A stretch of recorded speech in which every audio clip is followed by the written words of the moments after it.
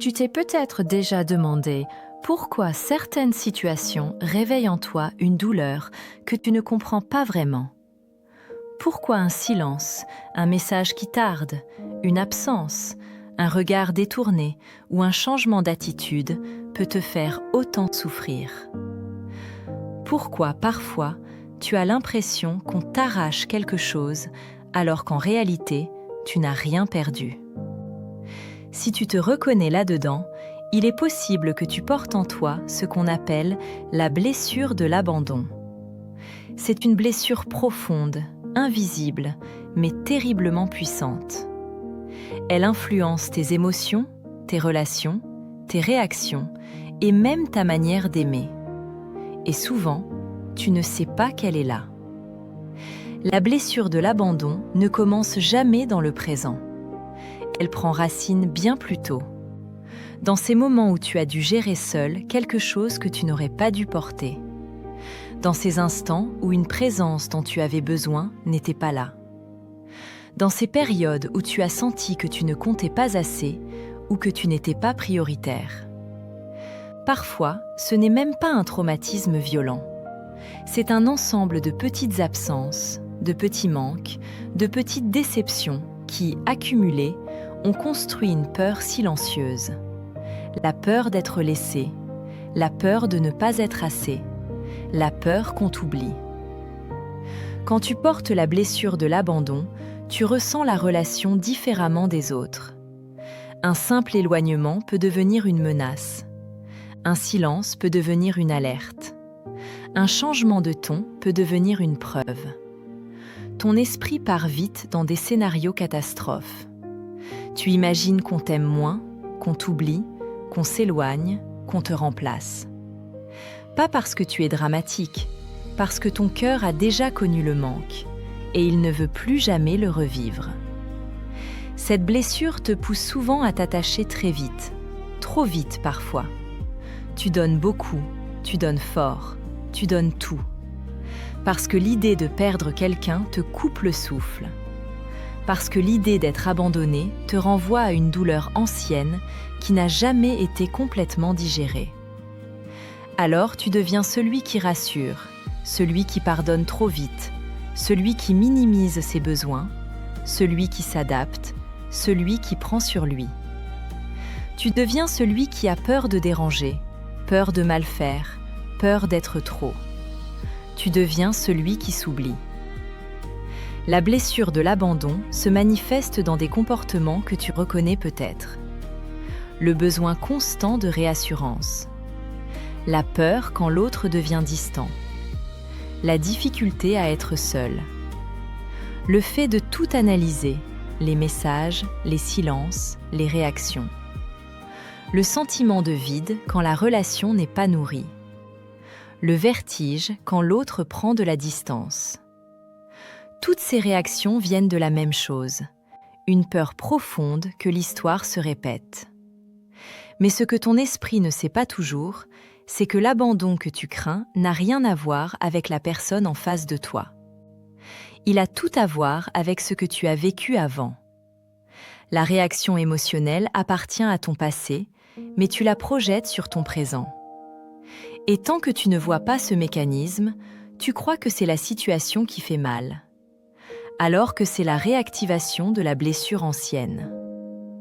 La blessure de l'abandon crée aussi un paradoxe étrange. Tu as peur d'être abandonné, alors tu t'accroches.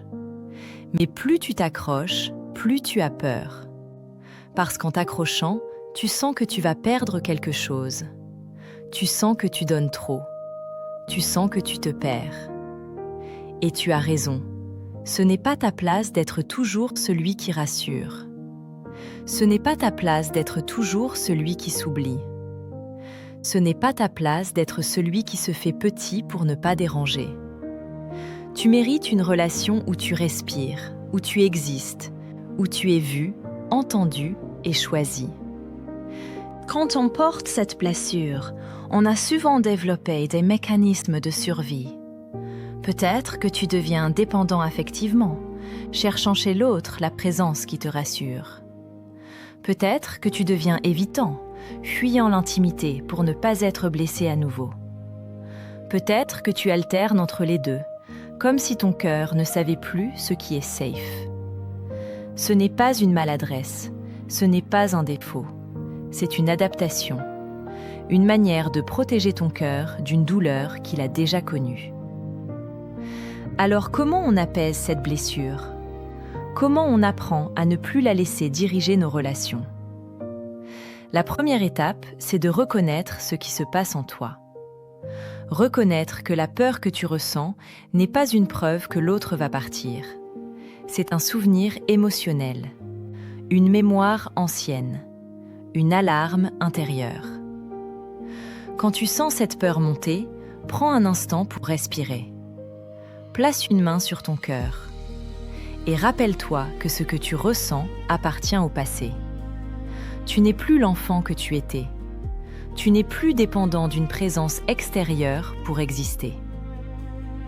La deuxième étape, c'est d'apprendre à rester avec toi-même. Les personnes qui portent la blessure de l'abandon ont souvent du mal à être seules, non pas parce qu'elles n'aiment pas la solitude, mais parce qu'elles associent la solitude à la peur. À l'époque, être seul signifiait être vulnérable. Aujourd'hui, être seul peut devenir un espace de sécurité. Un espace où tu peux te retrouver. Un espace où tu n'as pas besoin de jouer un rôle. Commence petit, quelques minutes par jour, juste pour ressentir que tu es capable de t'accompagner toi-même.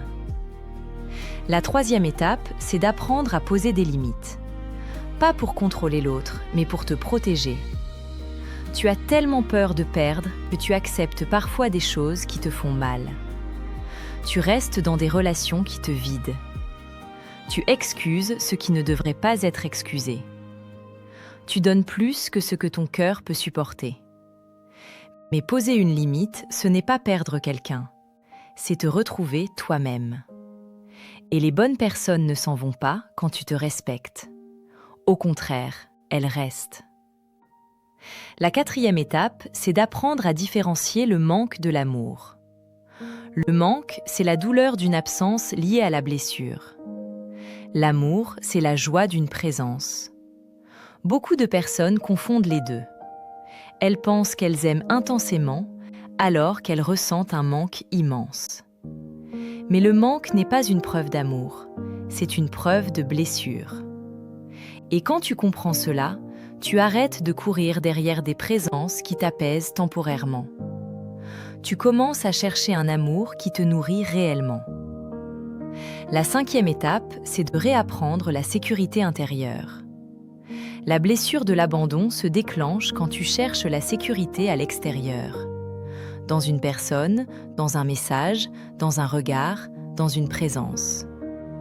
Mais la sécurité la plus profonde, celle qui ne s'effondre pas, ne vient pas de l'autre. Elle vient de toi. Elle vient du moment où tu te dis « Même si cette personne part, je reste. Je reste avec moi. » Et ce jour-là, tu guéris. La blessure de l'abandon ne disparaît jamais complètement.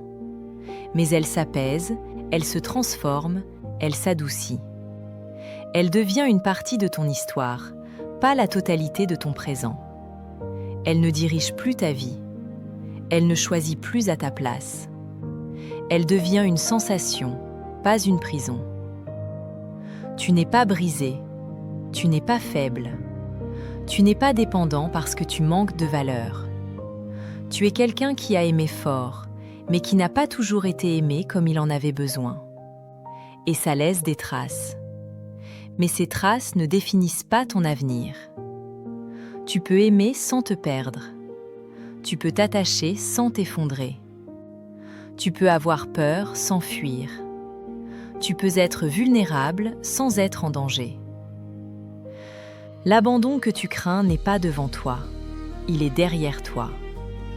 Et à chaque fois que tu choisis de rester avec toi-même, tu fermes un peu plus cette vieille blessure. Tu n'as pas été abandonné aujourd'hui, tu as été abandonné hier. Mais aujourd'hui, tu peux être présent pour toi. Tu peux te donner cette présence que tu attends depuis si longtemps. tu peux devenir ton propre refuge.